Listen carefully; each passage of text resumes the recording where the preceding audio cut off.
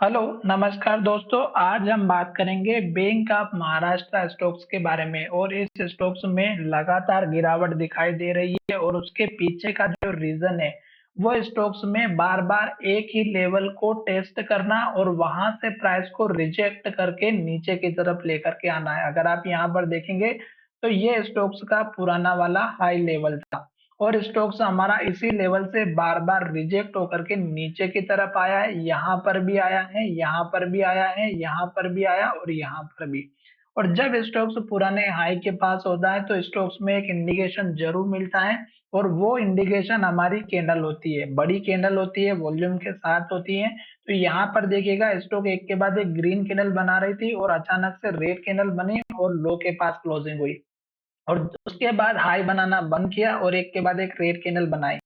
इसी तरह यहाँ पर इन्वर्टेड हैमर बनी और एक के बाद एक रेड कैंडल और लो बनाते हुए स्टॉक्स नीचे की तरफ आया। अब स्टॉक्स ने यहाँ पर एक बार तो पहले सपोर्ट लिया, ऊपर जाने की कोशिश की, पर अब ये लेवल स्टॉक्स ने तोड़ दिया। क्यों? क्योंकि स्टॉक्स का ये जो पुराना वाला लो था, ये हमारा अगर आप देखेंगे तो 63 रुपए के आसपास का था और ये स्टॉक्स का पुराना हाई था 63 रुपए 65 पैसा। तो लगभग 62 और 63 रुपए के आसपास का एक इम्पोर्टेंट लेवल है जो कि स्टॉक्स के लिए पहले सपोर्ट का काम कर रहा था और अब स्टॉक्स हमारा यहाँ पे टारगेट का काम कर रहा है और यहाँ पर 3 दिनों की मशक्कत के बावजूद भी ये स्टॉक्स ऊपर नहीं जा पा रहा है। तो पहला रीज़न तो आपको यहाँ पर मिल चुका है कि स्टॉक्स का पुराना लेवल है जो कि स्टॉक्स को ऊपर नहीं जाने दे रहा है और यहाँ पे पुराना वाला सपोर्ट लेवल है, जो स्टॉक्स को ऊपर जाने से इनकार कर रहा है। तो ये लेवल जब तक स्टॉक्स में ऊपर नहीं जाएगा तब तक स्टॉक्स एक तो इसके ऊपर के लेवल्स की तरफ हम ध्यान नहीं दे पाएँगे। तो ये स्टॉक्स के एक इम्पोर्टेंट लेवल है जो लगभग 63 और 64 के बीच की है। साथ ही यहाँ पर देखिएगा फिर से एक के बाद एक रेड कैंडल जैसे यहाँ पर बनी थी, सेम 3 कैंडल यहाँ पर बन चुकी हैं और ये सिलसिला हमारा यहाँ पर जारी होते हुए दिखाई दे रहा है। तो अब स्टॉक्स का सपोर्ट लेवल आपको कौन-सा रखना है? तो इस कैंडल का लास्ट का जो लो बना है 59.71 के, तो ये आपका एक तो इम्पोर्टेंट सपोर्ट लेवल है क्योंकि अगर लास्ट का लो टूटेगा तो ये स्टॉक्स का डाउन ट्रेंड कंटिन्यू रहेगा और स्टॉक्स हमारा फिर इस कैंडल के लो जो लगभग 59.35 और फिर स्टॉक्स का 59 और इस तरह से नीचे के लेवल्स आपको खुद से पता करना है। तो यहाँ पर मैं आपको इम्पोर्टेंट 2 लेवल दिखा देता हूँ।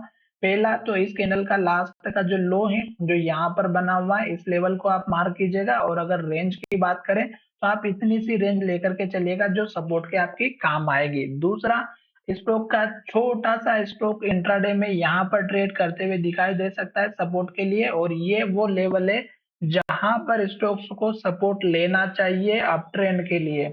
अब मैं यहाँ पर इसलिए बोल रहा हूँ क्योंकि लास्ट में स्टॉक्स ने यहाँ पर लो बनाया और स्टॉक को यहाँ से अप ट्रेंड को फॉलो करना है तो इसके ऊपर जो लास्ट का लो बना है 59.7 का इसके ऊपर लो बनाना ज़रूरी है और फिर स्टॉक्स को सपोर्ट लेके ऊपर जाना भी ज़रूरी है।